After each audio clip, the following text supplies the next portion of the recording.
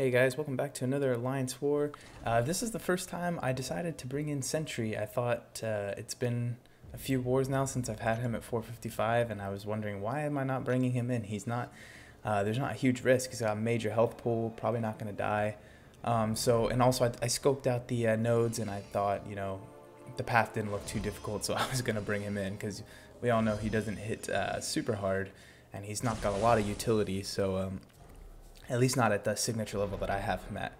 So I decided to bring him in and see if I could build up some persistent charges, some reality warps with the first few fights. Ronin isn't really a big threat, so I go in here doing my pretty low damage.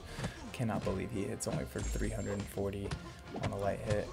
But so we've got Ronin. We're just dodging his specials. Either one or two is not a big problem for me. I didn't get the warp, a special one proc, and then this weird lag happened.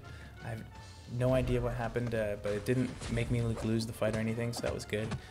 And I was hoping for the steadfast approach, but then I got the absolute strength, and I was like, okay, well that's kind of cool. I only have one reality warp charge, so I'll do 2 mediums to up my power a little bit with less hits.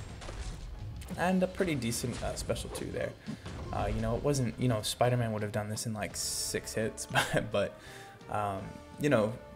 Sentry's pretty tough. He's not a glass cannon at all. He's not meant to do tons of damage, and he is supposed to have those reality warps up there. So with only one, I'm not too upset with that. So this fight, this was interesting. I saw the Abomination. I thought, well, I don't want to go 40 hits in with Sentry on an Abomination because he's not poison immune.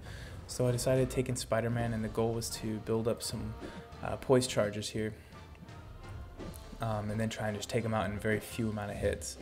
But then you could see here I was getting some lag. I didn't know what was going on, and then I got clipped, and then it just wasn't going well for me. I said I need to build up more poise charges. I got hit by a heavy. Oh, it was just awful. It was just so bad. But then I ended up getting him down in just a few hits and without suffering any poison damage at least. But I took the heavy, so it wasn't worth it at all. But it happens sometimes. There was just a tiny bit of lag that threw me off. So we're moving up. I definitely joined the war really late this time. Totally forgot about war. And I noticed I had a cable coming up next. So this is a good fight for Spider-Man, but I wasn't too scared of the node, so I decided to take in Sentry and just see if I can build up. I figured with the heal and everything that Cable gets, I might be able to actually get an additional reality warp. I might be able to get up to 3 because this fight might last more than 40 hits. So I go in here and actually, thankfully, Cable's not proccing much of his power gain at all. I didn't get the special 1 proc, but I decided to use it anyway because it does move your hit counter up. So I dodged the special 1. Don't lose my combo there. I get the steadfast approach, and I decided to block. Oh, it's for free. It's perfect block chance. So I throw in some heavy attacks. They're actually doing decent damage, but then I forgot that he had Limber, and I didn't really remember it because I tried it again, and it just got hit again. And unfortunately, Indestructible did not proc because I'm still at kind of like a 50-50 chance for Indestructible to proc. So it's not. I can't expect it to happen a lot, but I get the overpowering light. It actually hits for quite a lot of damage there, and unfortunately I'm not able to build up to that 40 hits because I lost my combo. So what's going to happen is I'm just going to leave this with two reality warp charges and not as much damage as I wanted, but that's okay. Moving on to the next node is going to be the Spite and Enhanced Special 1 node. And it's also a bleed node. So I save up till 5 energy, I get going, and I have Ghost Rider on my team just for this one fight. I thought it was perfect. Cosmic Champion, Ghost Rider's got the class advantage. He's bleed immune. He can, he's got a decent health pool, can tank this Venom special 2 if I have to, which you'll see is a thing. In war, it is totally possible to evade Venom special 2, and I would always try it in a pinch, like if I'm low on health, or if I have a champion that's really, not gonna be able to regen. But with this Venom, I actually just decided, like, look, I'm just going to build up my judgments, and I'm just going to tank those first 2 hits and dodge the last 2, and you know what, it's actually not that bad. And his unblockable special 1 is totally useless. Nobody gets hit by that special 1 anyway. So I'm just building up to my power drain here, and I'm going to launch it and try and drain him below a special 2 if I can, but if he launches it, that's also okay. So I just take those first 2 hits and dodge the last 2. And actually, if you didn't know, the 3rd hit and the 4th hit on Venom Special 2 are the most powerful. So it's totally viable. It's sort of like blocking Spider-Man's web shots and then dodging his punches. It's sort of a half measure to evade Venom's Special 2 if you really have to. So I didn't even bother healing up because I knew I wasn't going to use Ghost Rider again for this war. In general, I think the alliance we were going up against, these, let's see, MX47, they had a pretty bad placement. Not trying to like insult them or anything, but their placement that they had in our battle group was nothing special. Kang on an immunity node, I don't even know what this is about, so I decided to take in Sentry.